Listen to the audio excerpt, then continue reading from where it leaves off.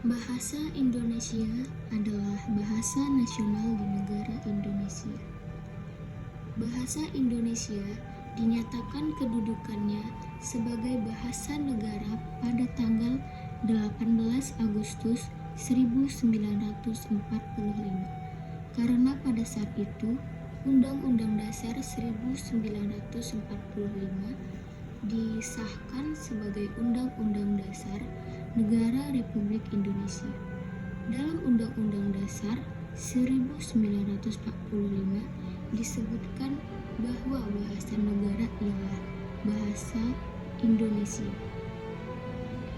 Keputusan Kongres Bahasa Indonesia tahun 1954 di Medan antara lain menyatakan bahwa bahasa Indonesia berasal dari bahasa Melayu.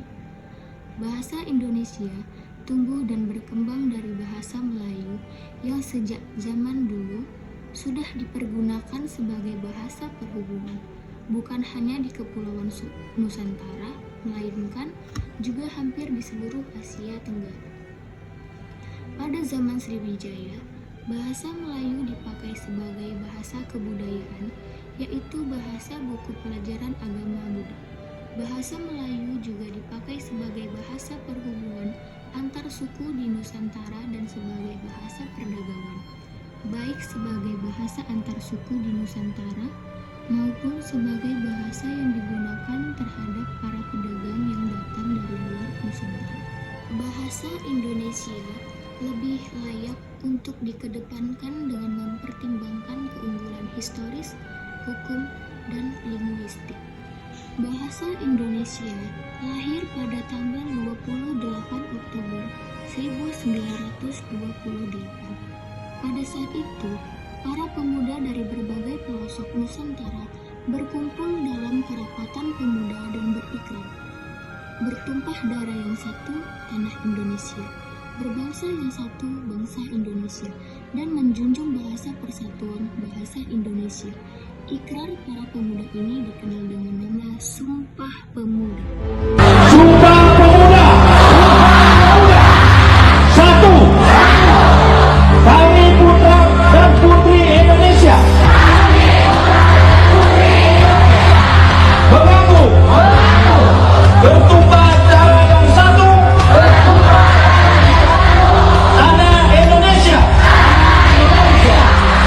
Dua.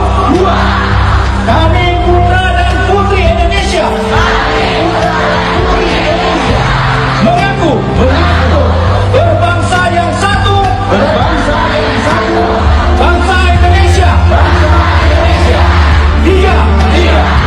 Kami putra dan putri Indonesia. Menjunjung bahasa persatuan. Bahasa Indonesia. Proklamasi Kemerdekaan Republik Indonesia 17 Agustus 1945 telah mengukuhkan kedudukan dan fungsi bahasa Indonesia secara konstitusional sebagai bahasa negara.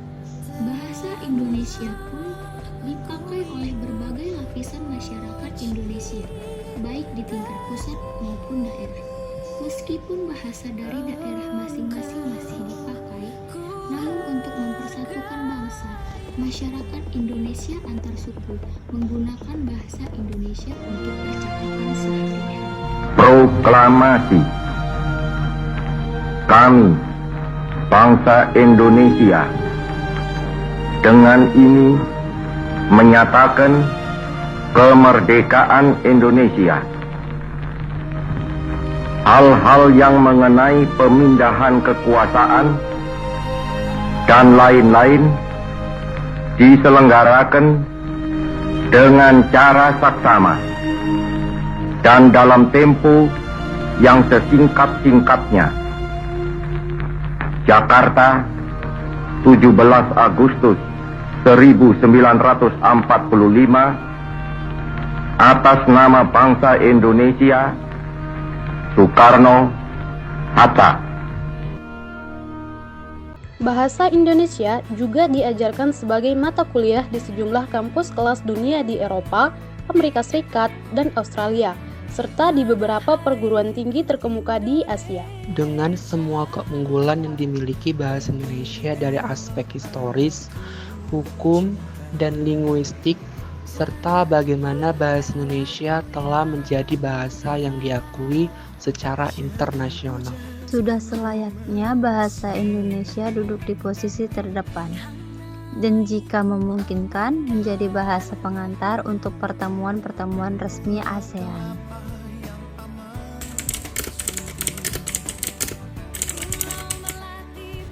Generasi milenial ialah masa adanya peningkatan penggunaan dan keakraban dengan komunikasi, media, dan teknologi digital seperti sekarang ini.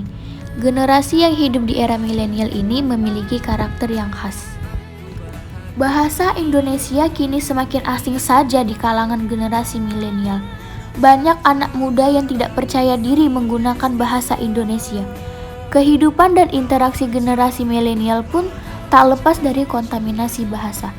Pasalnya, penggunaan istilah-istilah yang entah dari mana asalnya semakin menghilangkan wujud asli bahasa Indonesia. Dalam penggunaan bahasa Indonesia, di kalangan generasi milenial pun hampir sudah tidak ada, bahkan hampir tergeserkan. Karena bagi mereka, bahasa Indonesia itu terlalu formal dan kaku untuk digunakan dalam kehidupan sehari-harinya.